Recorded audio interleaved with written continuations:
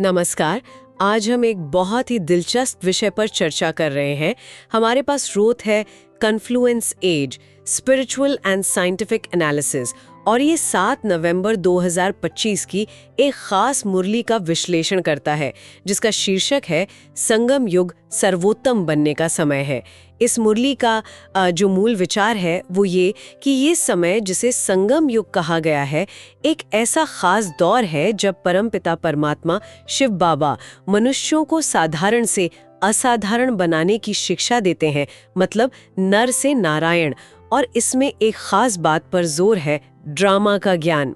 ये कहते हैं कि ये ज्ञान किसी भी हालत में इंसान को रोने नहीं देता। और जो बात इसे वाकई खास बनाती है वो ये है कि ये सिर्फ आध्यात्मिक ज्ञान की बात नहीं है, बल्कि ये इन गहरे विचारों को आजकल के विज्ञान और साइकोलॉजी से भी जोड़ने की कोशिश करता है। जैसे, क्या मेडिटेशन वाकई हमारे ब्रेन पर असर डालता है? क्या भावनाओं पर काबू पाने के ये तरीके वैज्ञानिक रूप से भी सही हैं?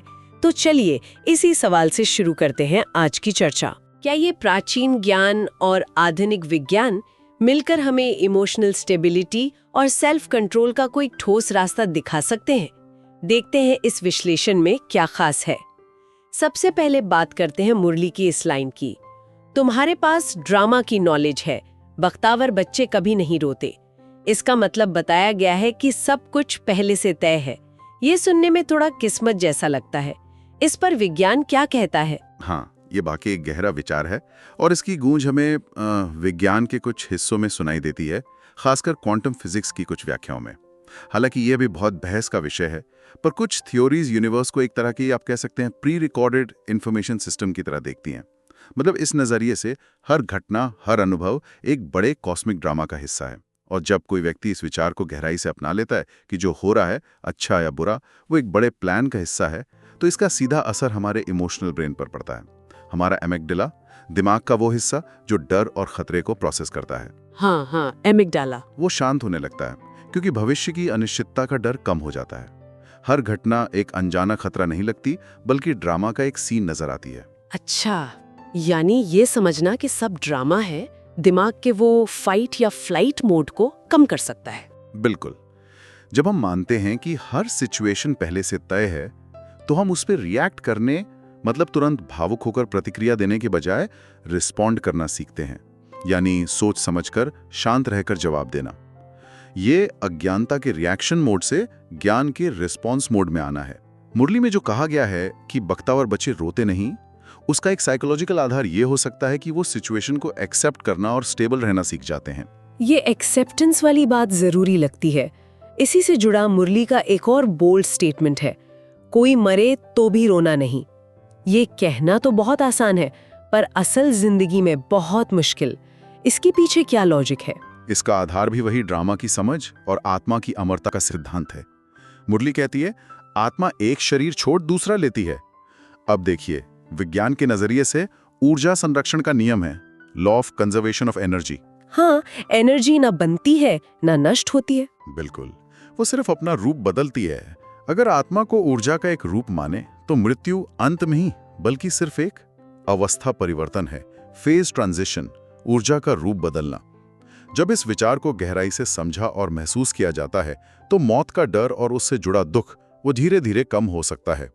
हमारे दिमाग में जो दुख से जुड़े सर्किट्स होते हैं, ग्रीफ सर्किट्स, वो जरूरत से ज्यादा एक्टिव नहीं होते हैं। ये एक तरह की इमोशनल इम्यूनिटी डेवलप करने जैसा है।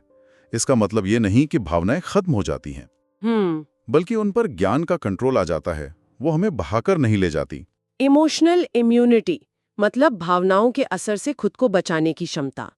ये तो हुई बाहरी परिस्थितियों से निपटने की बात, लेकिन हमारे अंदर के विकार, गुस्सा, लोभ, अहंकार, मुरली कहती है इन्हें ज्ञान तलवार से जीतना है। ये ज्ञान तलवार क्या है? क्या ये सेल्फ अवेयरनेस है? हाँ, आप बिल्कुल सही दिशा में सोच रही हैं।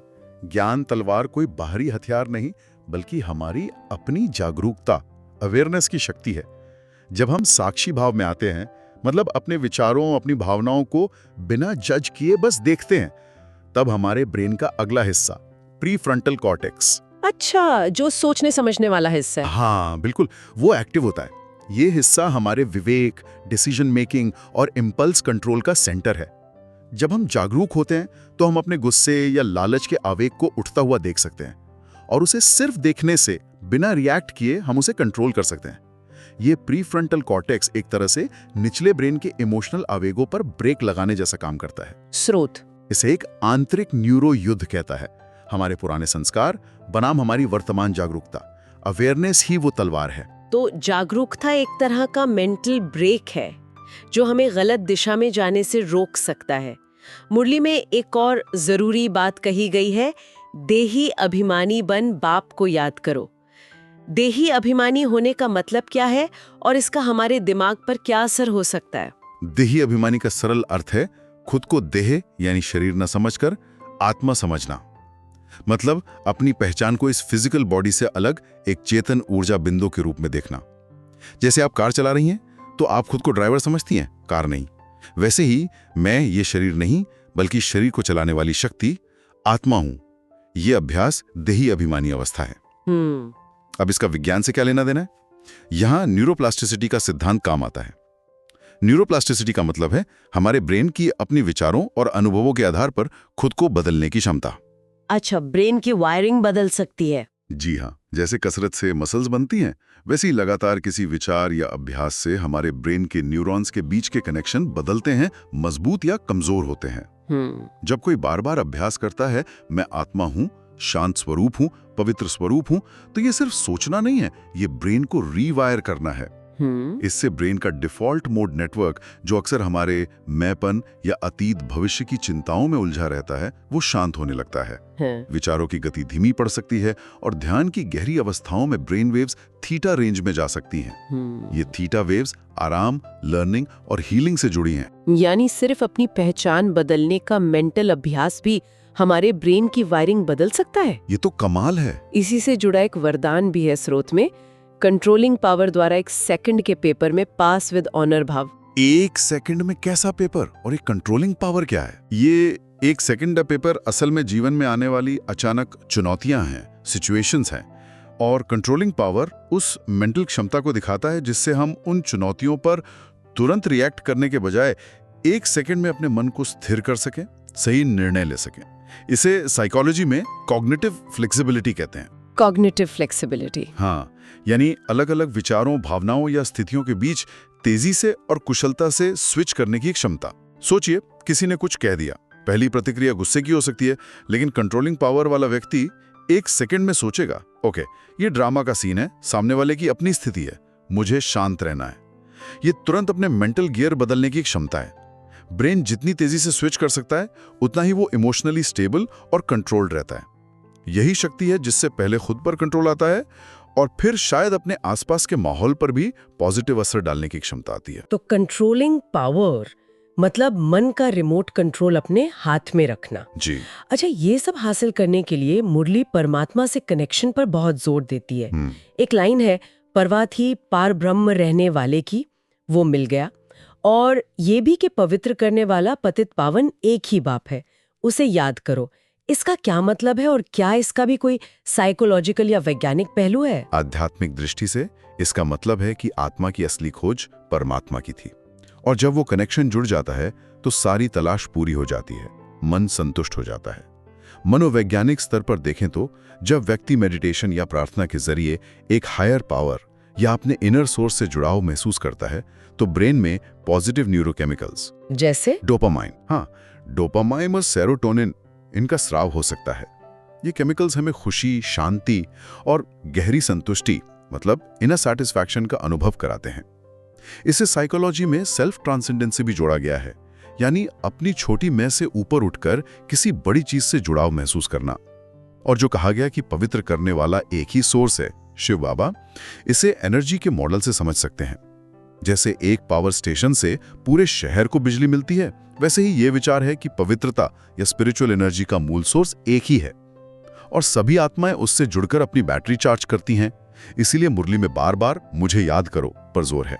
अच्छा, ये डायरेक्ट उस मूल सोर्स से जुड़कर अपनी आंतरिक शुद्धि और शक्ति पाने का तरीका है।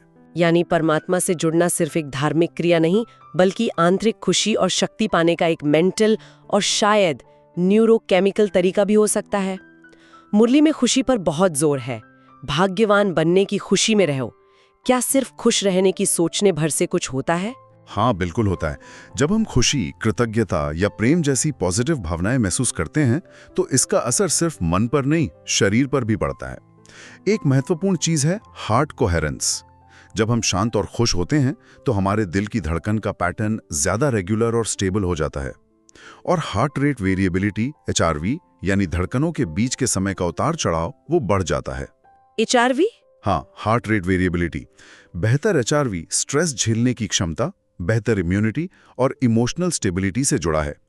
जब मुरली कहती है कि अपने ऊंचे भाग्य, हम विश्व के मालिक बनने वाले हैं, कि नशे में रहो, तो ये एक तरह से मन को लगातार पॉजिटिव स्थिति में रखने का अभ्यास है। ये अभ्यास ब्रेन में एंडोर्फिन जैसे आनंद देने वाले रसायन रिलीज कर सकता है और धीरे धीरे ये बाहरी परिस्थितियों पर निर्भर रहने वाली टेम्पररी खुशी के बजाय एक गहरी आंतरिक स्थायी खुशी का आधार बन सकता है, डिवाइन हैप्पीनेस। तो खुशी सिर्फ एक एहसास नहीं, बल्कि हमारे शरीर और मन को स्वस्थ रखने का एक तरीका भी है। वाह! अब एक आखिरी पहलू देखते हैं। मुरली 5000 साल के विश्व चक्र की बात करती है कि इतिहास खुद को दोहराता है और अंत में अशरीरी या विदेजी स्थिति का अभ्यास करने का इशारा है। इनका क्या मतलब है और क्या विज्ञान में इनके लिए कोई जगह है?